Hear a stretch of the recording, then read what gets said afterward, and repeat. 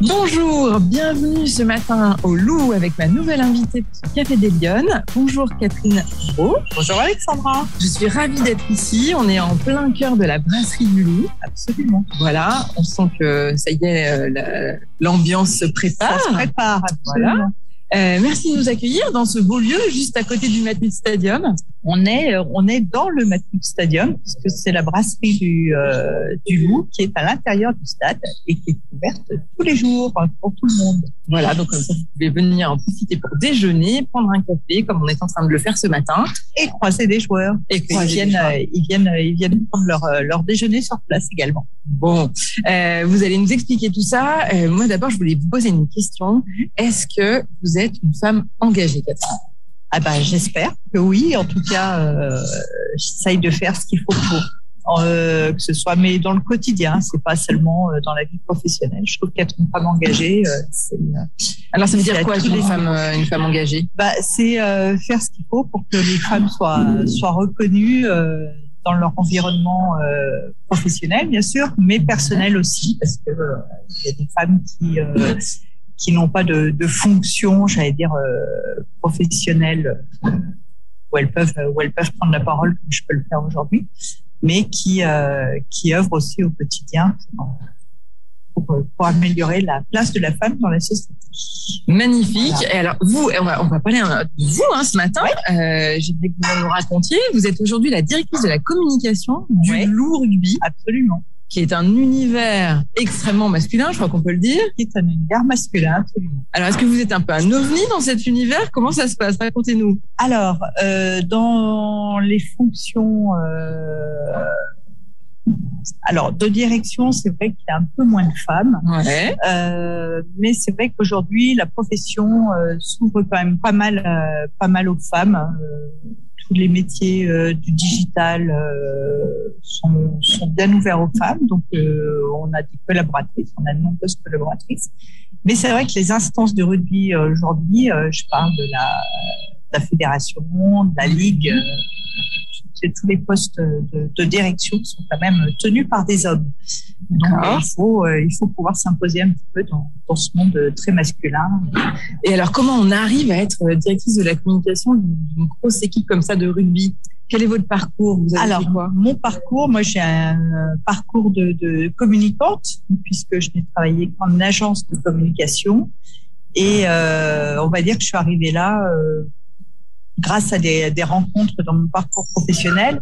Mais c'est vrai que j'ai toujours eu un intérêt et une appétence pour le rugby qui remonte à des années en arrière.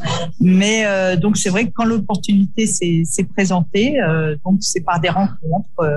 Pour ne pas le citer, c'était un de mes clients qui s'appelle Jacques Cadario, qui avait une boîte d'ingénierie. Je m'occupais de sa communication et qui était président à l'époque du rugby et qui m'a dit, écoute, viens, ça serait bien que tu puisses venir nous donner un petit coup de main sur la com. Ce que j'ai fait. Et voilà. Et 20 ans après, je suis toujours là. Donc, ça compte les rencontres dans une carrière professionnelle.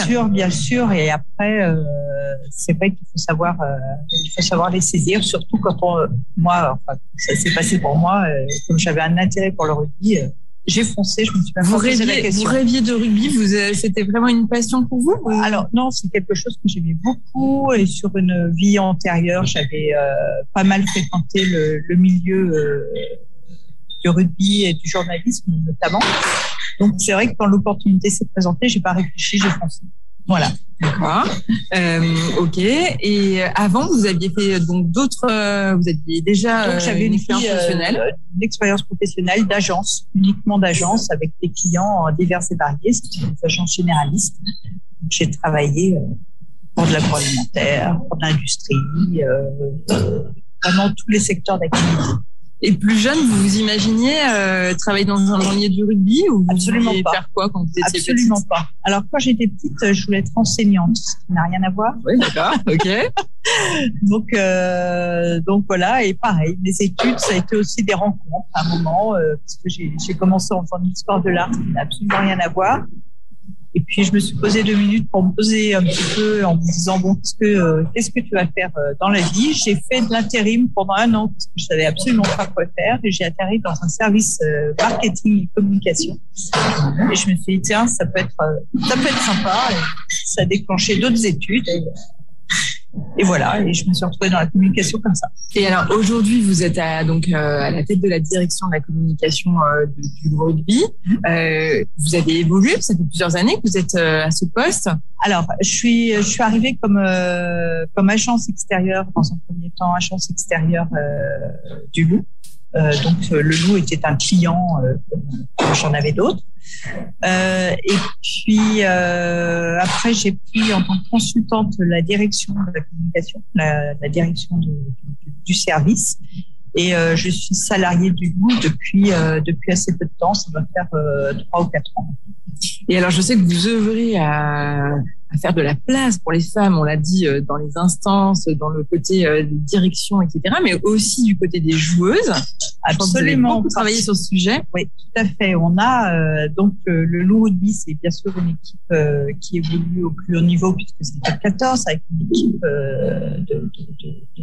de garçons qui sont professionnels, qui sont tous professionnels. Mais le Loup, c'est aussi une association avec une école de rugby, avec des licenciés, avec des pôles espoirs et des équipes féminines qui jouent. Alors l'équipe senior féminine joue aussi au plus haut niveau, puisque c'est l'équipe Valent, ils jouent en première division, c'est l'équivalent du top 14 masculin, mais le statut de professionnel n'existe pas. Pas encore. Pas encore, voilà. Alors, les choses s'améliorent, mais bon, il y a encore beaucoup de travail et c'est vrai que ces féminines, ces filles qui jouent au rugby ont énormément de mérite parce qu'elles cumulent des emplois, elles font des études aussi et s'entraînent le soir après avoir passé une journée à travailler, à étudier. Elles viennent s'entraîner le soir et sont prises tous les week-ends avec les matchs. Voilà. Donc oui, ça veut dire que c'est un investissement total. Ah, c'est un investissement total, une volonté d'acier. Et elles ont énormément de mérite pour se faire justement une place dans ce milieu, puisque aujourd'hui, alors ça commence à prendre un petit peu. Les Jeux Olympiques là nous ont pas mal aidés parce qu'il y a du rugby à 7 et les joueuses françaises étaient médaillées d'argent.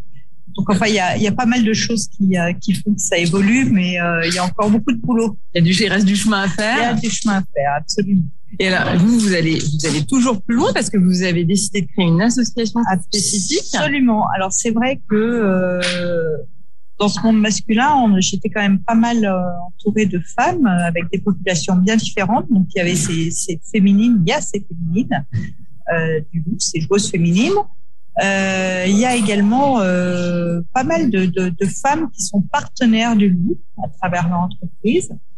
Et une troisième population qu'on oublie très souvent, qui sont les femmes des joueurs également, qui suivent leur mari, qui arrivent dans des villes qu'elles ne connaissent pas, sans famille, qui ont souvent des bagages universitaires ou professionnels et qui arrivent un petit peu au milieu de nulle part. Donc, c'est vrai que j'essaie de nouer aussi des liens avec ces femmes.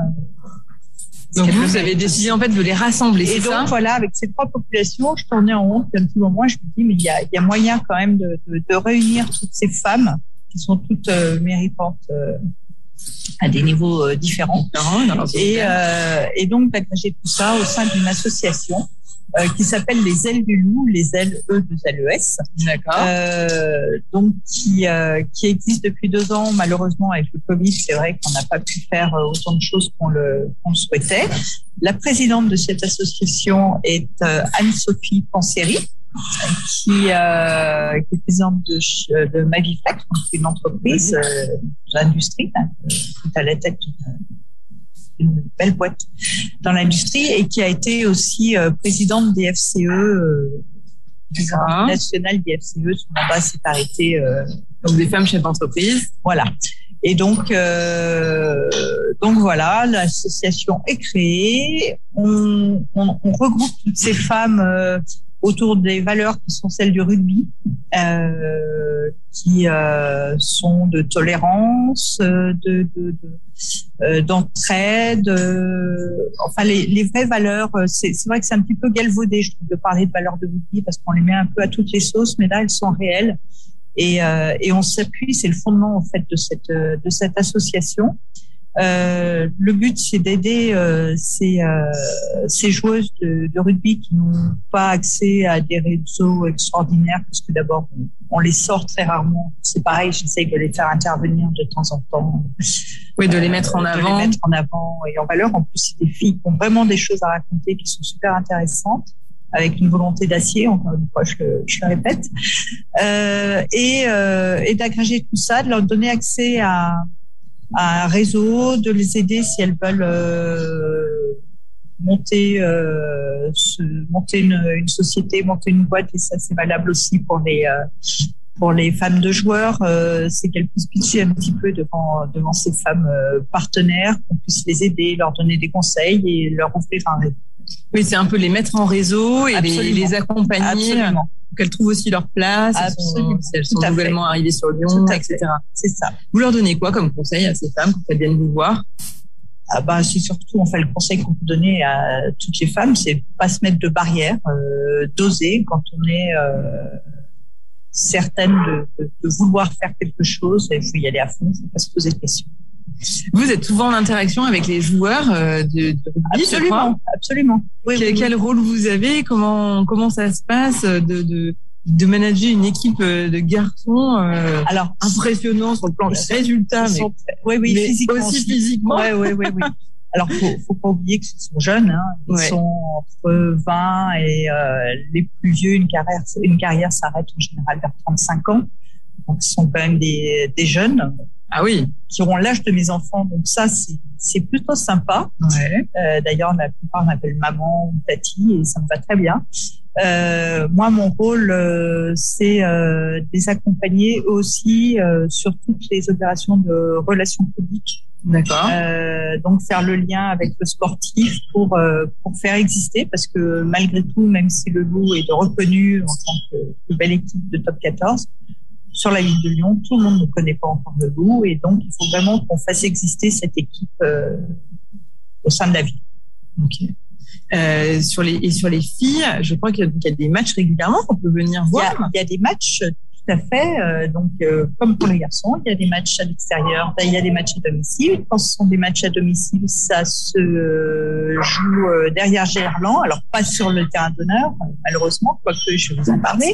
Voilà, pas encore, on va y arriver. Et donc c'était la plaine des Jeux de Gerland qui est derrière. Il n'y a pas d'entrée, donc c'est libre. Tout le monde peut aller regarder un match des féminines et venir l'équipe des Lyonnes. Mais on va aussi les faire jouer sur le terrain d'honneur, donc au sein du Madrid Stadium 2 fois dans l'année. Donc on va leur ouvrir les portes du stade. Le premier match aura lieu probablement au mois de décembre. Et donc, on va leur ouvrir les portes du stade. Ça sera en configuration match comme pour l'équipe masculine. Il faudra s'inscrire, prendre un billet pour venir les voir, si ce n'est que l'entrée sera gratuite, mais c'est juste pour le contrôle d'accès. Et elles joueront sur le terrain d'honneur. On sera ravis de les accueillir ici. Vous trouvez, vous, qu'aujourd'hui, il faut travailler cette question de la place des femmes dans le débat public? Est-ce que c'est une notion qui vous parle? C'est une notion qui me parle, et je pense que c'est une nécessité. Et c'est vrai que alors il y a des femmes engagées et de plus en plus et qui prennent la parole, et surtout quand on voit dans le monde ce qui se passe, la place des femmes est, je pense, toujours en danger. Quel que soit, on le voit dans certains pays. Oui, il y a des situations dramatiques. Surtout quand on voit que dans ces pays, il y a 50 ans en arrière, les situations étaient beaucoup plus évoluées. On sait que le retour en arrière est toujours possible. Et même dans nos pays, sans qu'il y ait de commune mesure, mais même dans nos pays, je pense que la place des femmes dans le débat public n'est pas acquise. Vous sentez une responsabilité, vous, sur cette question de travailler sur ce sujet? Tout à fait, et d'autant plus que j'ai 2 filles. Ouais. Je suis très sensible à ça, et que Si aujourd'hui je peux m'engager dans le débat public, c'est aussi pour leur préserver cette place. Qu'est-ce qui vous a aidé, vous, dans votre carrière professionnelle, mais aussi peut-être dans votre vie personnelle? Est-ce que c'est des rencontres? Est-ce que c'est des compétences que vous êtes allé chercher? Beaucoup de rencontres. Je pense que tout le monde fait des rencontres. Là, je parlais tout à l'heure de ce qui m'a propulsé dans le monde du rugby. On ose ou on n'ose pas à un moment donné, mais je crois qu'il faut foncer et se poser le moins de questions possible. Oui, les femmes se posent trop de questions, je pense. Tout à fait. Oui. Qu'est-ce que si vous aviez une page blanche, quelle serait la mesure, vous, que vous voudriez mettre en place pour qu'on permette justement un engagement plus fort des femmes dans le débat public? Alors, je pense que les femmes aussi sont souvent contraintes par toutes les obligations qu'elles ont. Je pense que les freins viennent peut-être de là. Je parlais tout à l'heure alors il y a la vie professionnelle, mais il y a aussi la vie personnelle. Avec encore aujourd'hui, je trouve que le poids des tâches incombe encore beaucoup aux femmes, malgré tout. Même ça s'améliore tout de même. Ça s'améliore, mais bon, c'est quand même pas la gestion des enfants au quotidien. Quand on travaille, s'il y a un petit bout qui est malade, c'est souvent madame qui va se... sûr, voilà. Non, mais c'est important. Mais est-ce que finalement les femmes aussi, elles se mettent pas des freins toutes seules, parce que aussi elles ont tendance parfois à trop en faire et à peut-être pas arriver à lâcher. Mais je pense qu'on a besoin aussi, on a toujours besoin de démontrer, de vouloir démontrer qu'on est capable de beaucoup de choses et de se mettre effectivement une pression peut-être un peu démesurée. Mais après, il y a une réalité aussi, je veux dire, au quotidien. Alors, qu'est-ce qu'il faudrait faire pour vous? Qu'est-ce qu'on pourrait imaginer? Alors, moi, je pense que ce qu'on pourrait imaginer, on parlait de formation tout à l'heure, c'est peut-être une formation justement à être sur l'engagement des femmes au quotidien. Je pense que ça pourrait être des conseils pratiques, les clés un petit peu de tout ça. C'est vrai qu'avec mon expérience, avec l'âge que j'ai aujourd'hui, je me sens beaucoup moins le devoir de démontrer et de prouver. Oui, tout en étant dans un milieu extrêmement masculin, finalement, vous n'avez pas la sensation de... Non, je me mets, en tout cas, moi, beaucoup moins de pression aujourd'hui, et ce qui me permet aussi d'avancer. Je pense que ce club, les Ailes du Loup, il y a 20 ans en arrière, je ne me serais peut-être pas sentie légitime.